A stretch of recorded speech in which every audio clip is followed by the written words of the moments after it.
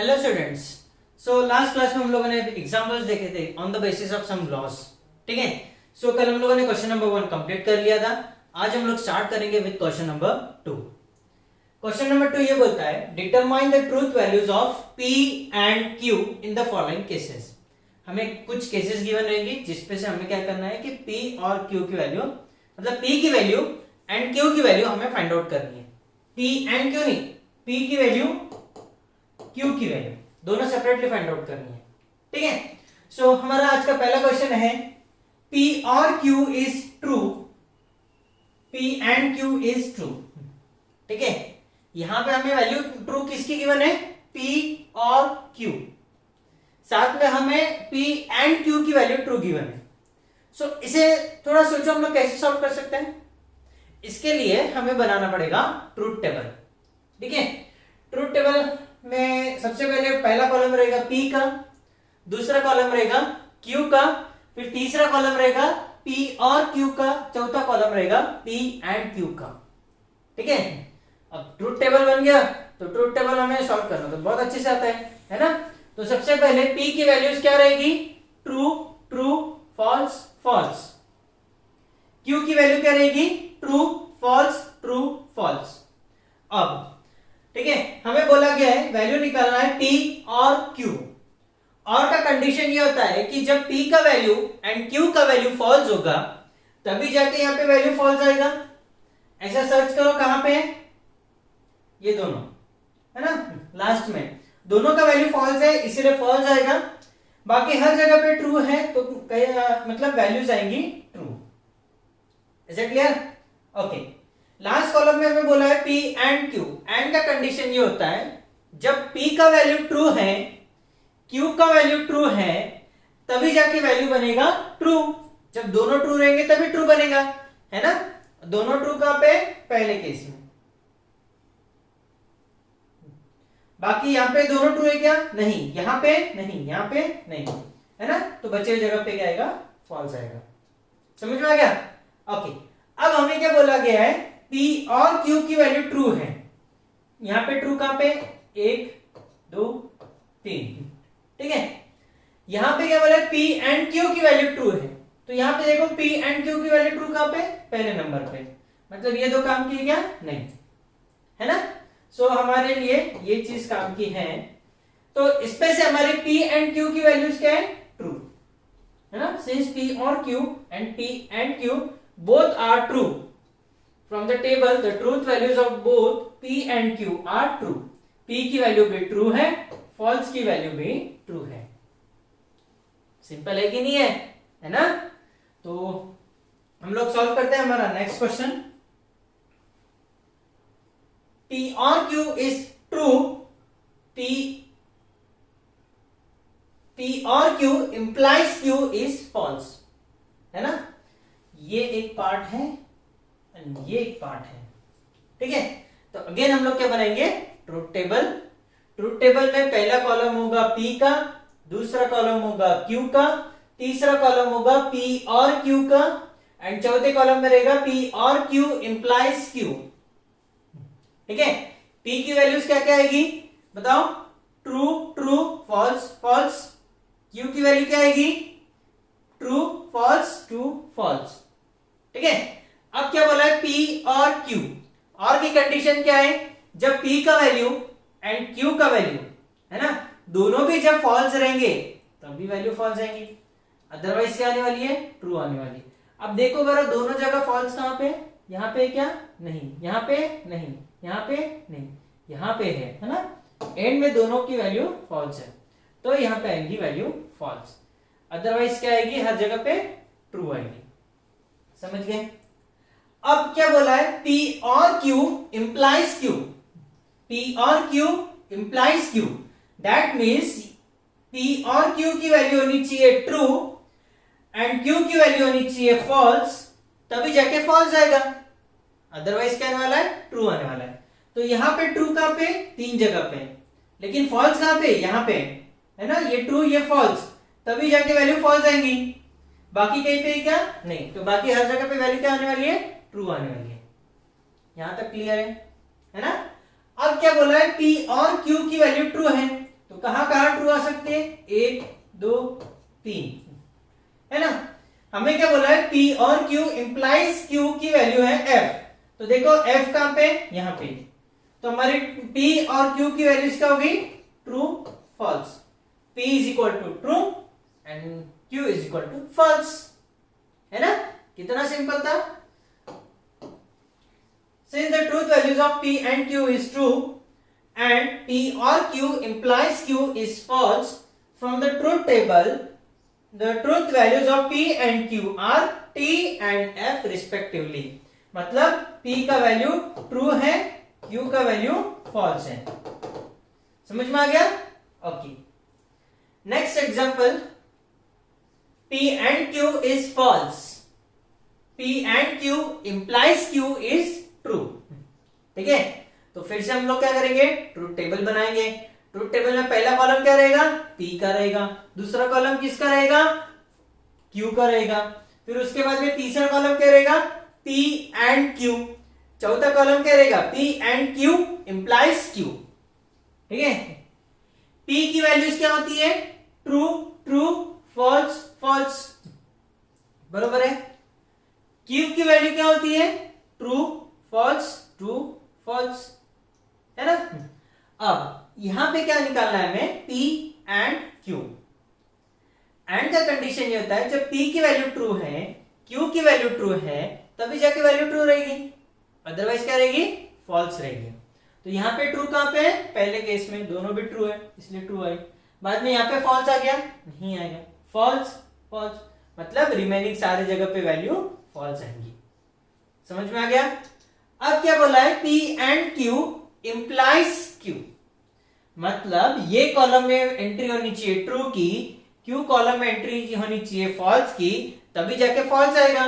तो देखो ये क्या है, ट्रू, लेकिन ये ट्रू है, बाकी कहीं पे नहीं, तो हर जगह पे वैल्यू क्या आएंगी, ट्रू आएंगी। क्लियर। ओके, अब हमें क्या बोला गया है, P एंड Q की वैल्यू फॉल्स है, मतलब 1 2 3, P and Q implies Q की वैल्यू ट्रू है, वो तो चारों भी जगह पे है ना, वो तो चारों भी जगह पे। तो मुझे एक बात बताओ कि फिर P एंड Q की वैल्यूज क्या रहेंगी। Since the truth values of P and Q is false and P and Q implies Q is true, from the truth table the values of P and Q are either true or false। ठीक है, या फिर both, कुछ भी हो सकता है। समझ में आ गया, है ना। एक तो वैल्यू क्या रहेंगी इसकी, P की ट्रू रहेंगी, है ना, एंड Q की वैल्यू फॉल्स रहेंगी, या फिर P की वैल्यू फॉल्स रहेंगी, Q की वैल्यू ट्रू रहेंगी, या फिर P एंड Q दोनों की वैल्यू फॉल्स रहेंगी। समझ में आ गया, कुछ भी वैल्यूज हो सकते हैं। ठीक है, सो ये सेंटेंस बहुत इंपॉर्टेंट है, ये हमें याद रखना पड़ेगा। अगर इस तरीके के केसेस आते हैं तो हमें स्टेटमेंट क्या लिखना है ना। Since the truth values of P and Q is false and P and Q implies Q is true, from truth table the truth values of P and Q are either true and false। True भी हो सकती है या false भी हो सकती है ना, या फिर दोनों भी फॉल्स हो सकते हैं। देखो यहाँ पे दोनों फॉल्स है, तो इसीलिए दोनों फॉल्स भी हो सकते हैं। समझ में आ गया। Okay, rewrite the following sentence without using conditional form।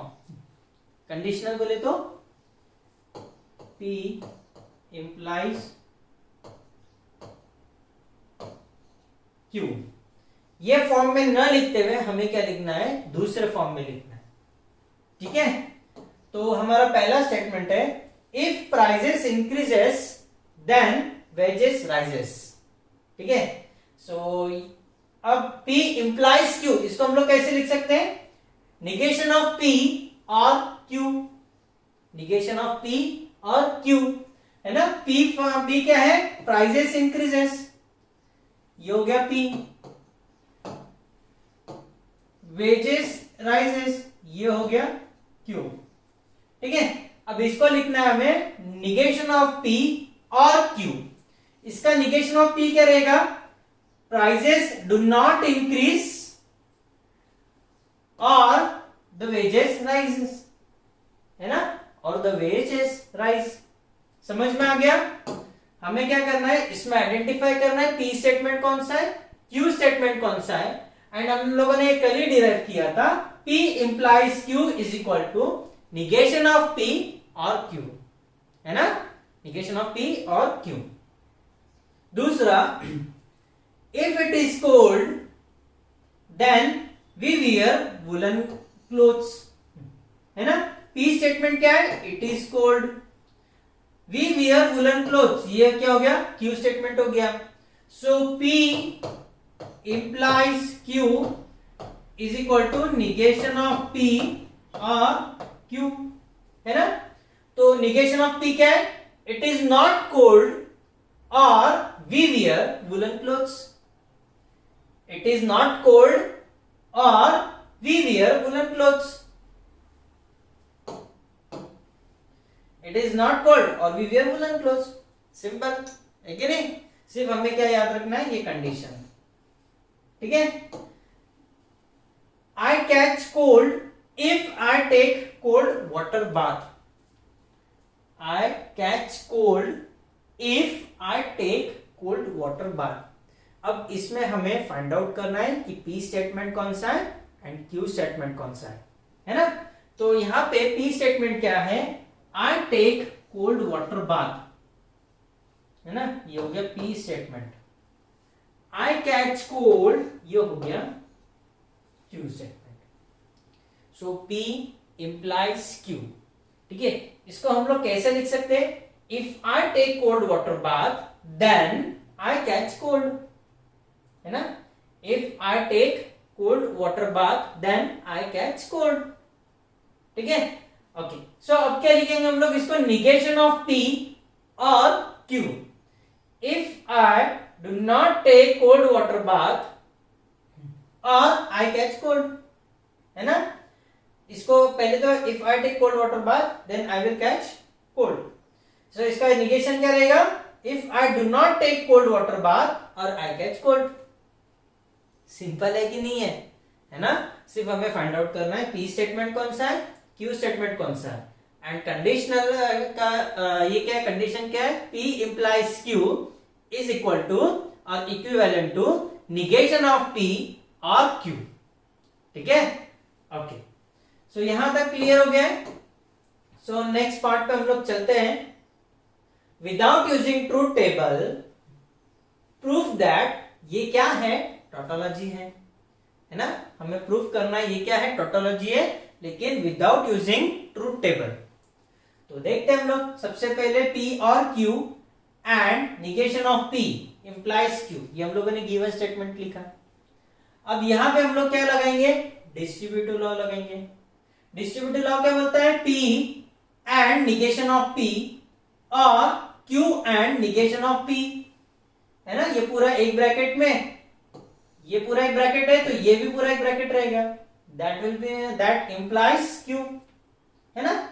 अब यहां पे P एंड नॉट P है ना, तो इसका वैल्यू क्या आएगा, फॉल्स आएगा। कहां से, कॉम्प्लीमेंट लॉ से। P एंड नॉट P, है ना, P एंड नॉट P, इसका वैल्यू है फॉल्स है। कहां से आ रहा है, कॉम्प्लीमेंट लॉ से आ रहा है ना। तो यहां पे हम लोग क्या करेंगे, अगेन इसको सॉल्व करेंगे। तो इसका वैल्यू, और में कंडीशन होता है कि F और Q and not P by identity law, ये क्या बन जाएगा, सिर्फ इतना ब्रैकेट, है ना, क्योंकि इसका वैल्यू किस पे डिपेंड करेगा, ये ब्रैकेट पे।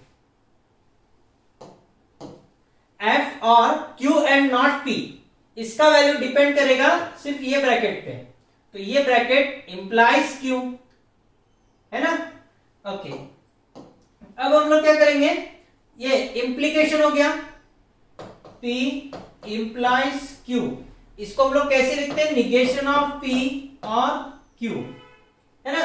तो इस तरीके से लिखेंगे, निगेशन ऑफ फर्स्ट ब्रैकेट और Q,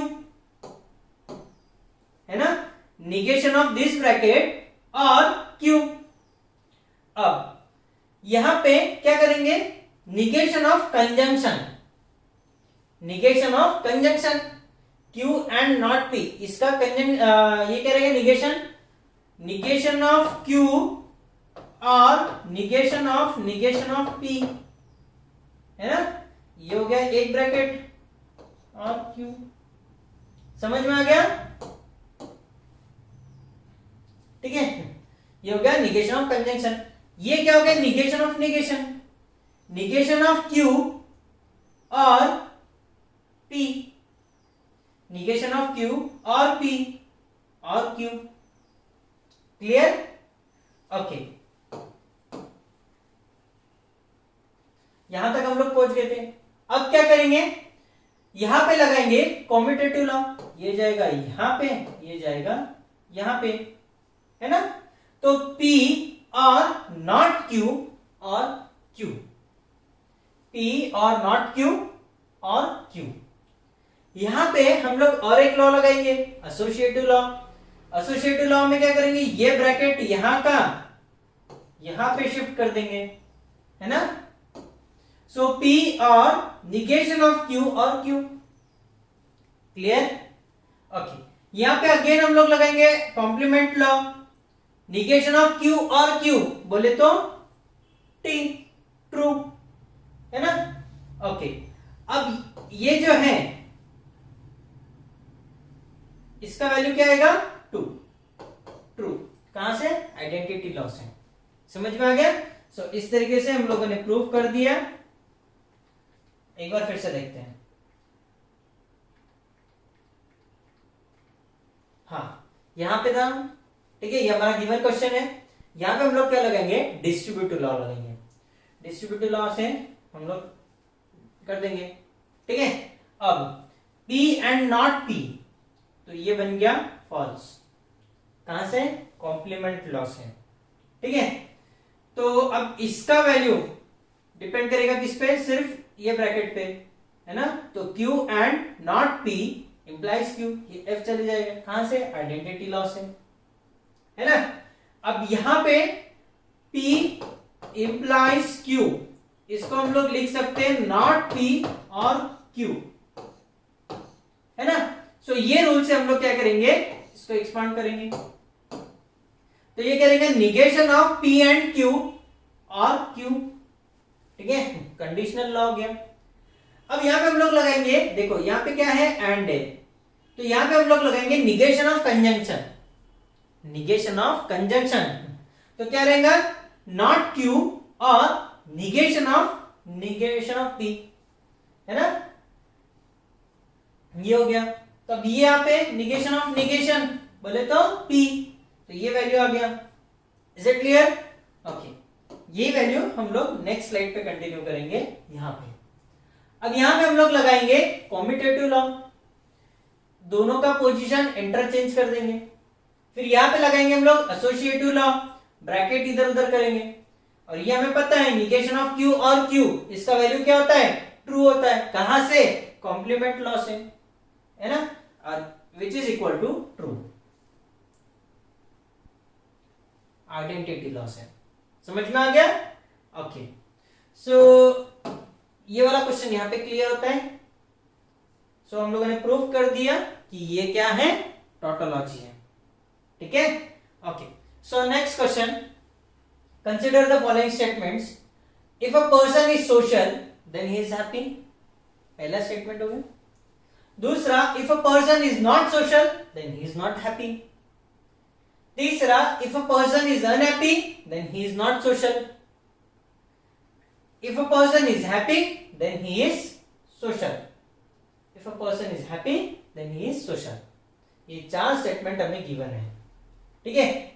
identify the pairs of statement having same meaning. ये चार स्टेटमेंट है, हमें फाइंड आउट करना है कि इनमें से कौन से जो स्टेटमेंट्स है उनका सेम मीनिंग है। दो स्टेटमेंट का सेम मीनिंग रहेगा, दूसरे दो का सेम मीनिंग रहेगा, तो ऐसे कौन सा पेयर है ये हमें यहाँ पे फाइंड आउट करना है, ठीक है। तो सबसे पहले हम लोग क्या करेंगे, इसको P स्टेटमेंट रहेगा a person is social, and Q statement रहेगा a person is happy. A person is social and a person is happy. ये हमारे दो स्टेटमेंट बन गए P एंड Q। अब हम लोग क्या करेंगे, इसको सिंबॉलिक फॉर्म में लिखेंगे। Then the given statement in the symbolic form are, पहला क्या रहेगा, if a person is social then he is happy. तो ये क्या रहेगा, P implies Q। ये क्या रहेगा, a person is not social, negation of P implies negation of Q, है ना। If a person is unhappy, मतलब Q स्टेटमेंट इज अनहैप्पी, मतलब negation of Q implies negation of P। and the last one is a person is happy, मतलब Q implies he is social, मतलब P, Q implies P। ये हमारे चार statement बन गए। Statement inverse, converse, contrapositive, ऐसे चार स्टेटमेंट्स है। ठीक है, सीक्वेंस वन ही है लेकिन वो चार है। ठीक है, सो हमें फाइंड आउट करना है कि इनमें से कौन से दो का मीनिंग सेम है और कौन से दो अलग इसका सेम है।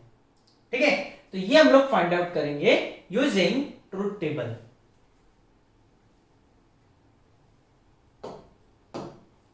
टेबल बनाया, सबसे पहले P, फिर बाद में Q, फिर रहेगा negation of P, negation of Q। ठीक है, फिर उसके अंदर पहला P implies Q, दूसरा negation of P implies negation of Q, फिर negation of Q implies negation of P, and the last one is Q implies P। यहां तक सभी को क्लियर? ओके, तो सबसे पहले मुझे बताओ P की वैल्यूज क्या क्या रहेंगी, ट्रू ट्रू फॉल्स फॉल्स, है ना। Q की वैल्यू क्या रहेंगी, true false true false. Negation of P की वैल्यूज रहेंगी फॉल्स फॉल्स ट्रू ट्रू, और निगेशन ऑफ Q की वैल्यू रहेंगी फॉल्स ट्रू फॉल्स ट्रू। ये सब एंट्रीज यहाँ पे खत्म होगी, है ना। यहाँ पे हमारा काम खत्म हो गया। अब दूसरा काम चालू होता है। सबसे पहले P implies Q, P implies Q, देखो P का वैल्यू होना चाहिए ट्रू, Q का वैल्यू होना चाहिए फॉल्स, तभी जाके वैल्यू फॉल्स आएगा, बाकी सब जगह पे ट्रू आएगा। तो देखो ये ट्रू फॉल्स, तो वैल्यू आएगा फॉल्स, बाकी एक है नहीं, तो बाकी सब जगह पे क्या आएगा, ट्रू। ठीक है, अब क्या बोला है, negation of P implies negation of Q, मतलब निगेशन ऑफ P की वैल्यू ट्रू होनी चाहिए एंड निगेशन ऑफ Q की वैल्यू होनी चाहिए फॉल्स। देखो यहां पे बाकी सब जगह पे ट्रू आएंगी। अब क्या बोला है, negation of Q implies negation of P, जब निगेशन ऑफ Q की वैल्यू ट्रू रहेंगी एंड निगेशन ऑफ P की वैल्यू फॉल्स रहेंगी, तभी जाके वैल्यू फॉल्स आएगा, अदरवाइज ट्रू आएगा। तो देखो यहाँ पे निगेशन ऑफ Q में ट्रू कहां पे, यहाँ पे, है ना। निगेशन ऑफ P में फॉल्स कहां पे, यहाँ पे, तो वैल्यू फॉल्स आएंगी। यहाँ पे दोनों ट्रू है ना, तो बचे हुए सब जगह पे वैल्यूज क्या आएंगी, ट्रू आएंगी। ठीक है, अब Q implies P, Q implies P, Q का वैल्यू होना चाहिए ट्रू, P का वैल्यू होना चाहिए फॉल्स, तभी जाके वैल्यू फॉल्स आएगा, अदरवाइज ट्रू आएगा, है ना। तो Q का वैल्यू ट्रू, लेकिन यहाँ पे भी ट्रू है, यहाँ पे Q का वैल्यू ट्रू, यहाँ पे फॉल्स है, तो यहाँ पे वैल्यू फॉल्स आएगा, बाकी सब जगह पे वैल्यू ट्रू आएगा।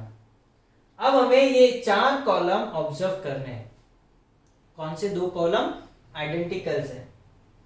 तो since entries in column number 1 and column number 3 are identical, देखो 1 and 3 true true false false true true true true, है ना। तो column number 1 and column number 3 are identical, therefore P implies Q, negation of Q implies negation of P, इन दोनों का meaning same है, hence these statements are equivalent। The statement 1 and statement 3 have same meaning। ठीक है, अब यहां पे देखो similarly entries in column number 2 and column number 4 are identical, column number 2 and column number 4 are identical, है क्या, दोनों true false false true true, अरे वाह, है ना। तो statement 2 and statement 4 have same meaning, hence the statement are equivalent, therefore statement number 2 and statement number 4 have the same meanings। समझ में आ गया? That means negation of P implies negation of Q और Q implies P, इनका meaning same है। Is it clear? Okay, यहां तक समझ में आया? Very good. So this much is enough for today's lecture. Remaining part हम लोग देखेंगे नेक्स्ट लेक्चर में।